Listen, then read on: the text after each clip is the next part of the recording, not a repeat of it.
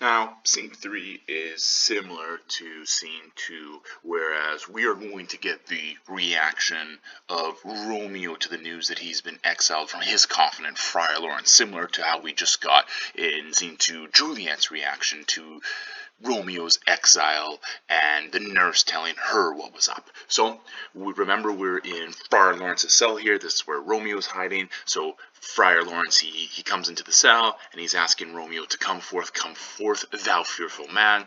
So he's basically saying he's scared and he's troubled now because he is married to disaster, and thou art wedded to calamity. Romeo enters because Friar Lawrence calls him, and he says, "Father, what news? What is the prince's doom?"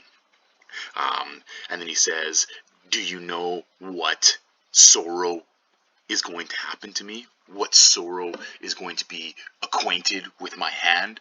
And Friar Lawrence says, "Too familiar is my dear son with such sour company." So he says, "You are too familiar with bad news and sad things." And he says, "Okay, what less than doomsday is the prince's doom? Is this the end of the world?" Basically, Romeo was asking him. And then Friar Lawrence actually says, "You know what? A gentler judgment has come from his lips. Not body's death, but body's banishment."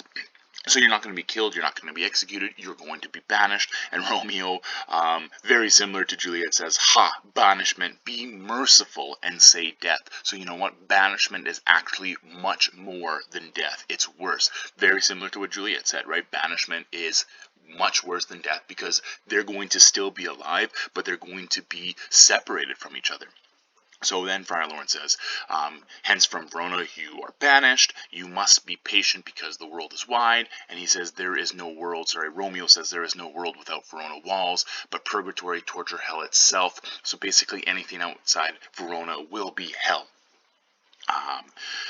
Calling death banishment, "Thou cuttest my head off with a golden axe, and smiles upon the stroke that murders me." So Friar Lawrence, he comes in, he's smiling, he's happy that Romeo's been banished, not executed, not sentenced to execution. And Romeo says, "You know what? You're smiling while delivering this news, even though banishment is basically like cutting off my head." So he's still upset, and he's being rude to Friar Lawrence, right? Friar Lawrence has given him a safe place to stay. He's coming and trying to help him, and he says, "O deadly sin, O rude unthankfulness, thy fault our law calls death, but the kind prince taking thy part hath rushed aside the law." So he's saying, you know what? You murdered someone, dude. That's bad. It's punishable by death. So you have mercy, and you need to actually be thankful for that mercy. "'Tis torture and not mercy," says Romeo. "Heaven is here. Heaven is where Juliet lives, and every cat, dog, and little mouse, even every unworthy thing, live here in heaven and may look on her." So he's basically saying all these vermin, all these rats, all these cats and dogs, they are allowed to be with Juliet. They are allowed to look at Juliet, and thus they have a better standing in life than Romeo, because he can't have that privilege, right? He won't have that privilege to look at Juliet, but Romeo may not. "More validity, more honorable state, more courtship lies in carrion flies than Romeo." So he's saying flies even have a better standing than me.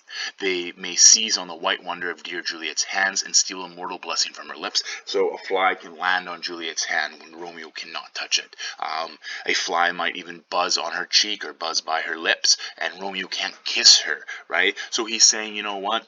Flies have it better than me. All these gross little creatures have it better than me.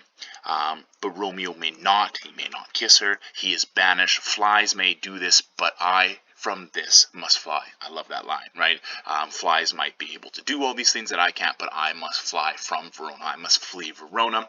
They are free men, but I am banished. And sayest thou yet that exile is not death? So again, he's very dramatic, very similar to Juliet. And another thing that is very similar to Juliet: "Hadst thou no poison mix, no sharp ground knife, no sudden mean of death, though never so mean." He wants to kill himself. He wants death right away, just like Juliet was talking about how she might as well be dead if Romeo is dead or if he's banished. So he says, "Oh, friar, banished, use that damn word in hell." They talk about tormented souls that have been banished in hell. And basically he goes on and on and on about how terrible banish is.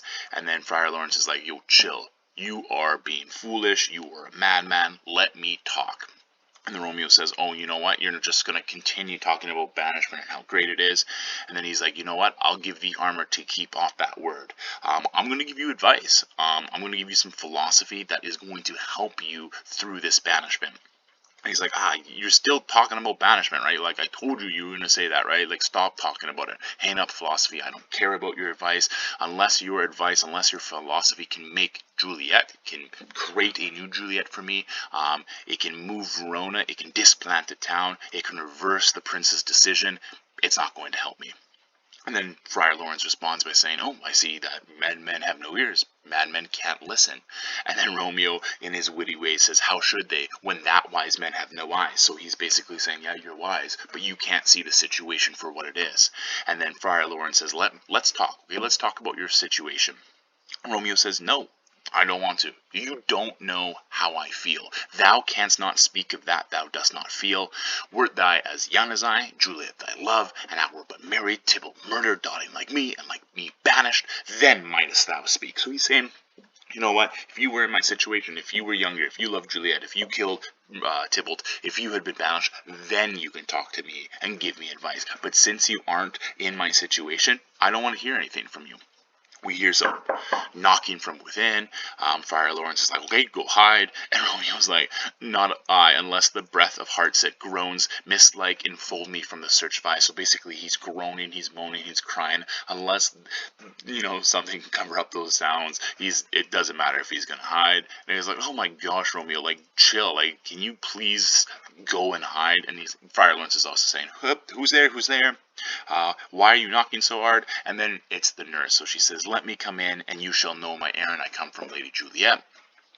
Friar Lawrence opens the door. He says, okay, like, welcome. She enters, and he's like, oh, holy friar, oh, tell me, holy friar, where's my lady's lord? Where's Romeo? And Friar Lawrence kind of points to the ground. He's like, there on the ground with his own tears that made him drunk. So Friar Lawrence is getting kind of sick of Romeo's crap right now. And then the nurse says, oh, he is even in my mistress's case, just in her case. So basically, Juliet is doing the same thing. She's crying, she's weeping, she's blubbering and weeping and blubbering. So all she's doing is crying and crying and crying.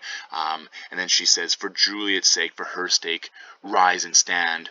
Be a man. Why should you fall into so deep an so basically saying, like, what, like, stop acting pathetic, your wife needs you. And Romeo's like, nurse, and she's like, sir, death's the end of all. So she's saying this isn't the end, right? Death is the end. You're not dead. There's still life, right? Like, there's still things to do. And then Romeo says, you speak of Juliet. How is she? Does she not think me of an old murderer? Now I have stained the childhood of her joy with blood removed but little from her own. Basically, like, we've only been married a few hours, but now I'm a murderer. I've killed her cousin. Does she think the worst of me? Is our love ruined? And the nurse says, oh, she doesn't say anything. She just cries. She's in her bed. She's like, oh, Tybalt. And then she's like, Romeo, oh, Tybalt, Romeo. So she's blubbering and weeping and blubbering. And Romeo's like, oh my gosh, my name is obviously causing her pain. Shot from the deadly level of a gun. Did murder her as that cursed name. And then he's like, friar, tell me, what part of my body and what vile part of this anatomy is my name? Where does my name rest in my body? Because if you can tell me, I will cut it out of me. So he draws his dagger, ready to cut out his name. Remember, my name is hateful to myself. Something he said in scene 2 of the balcony scene.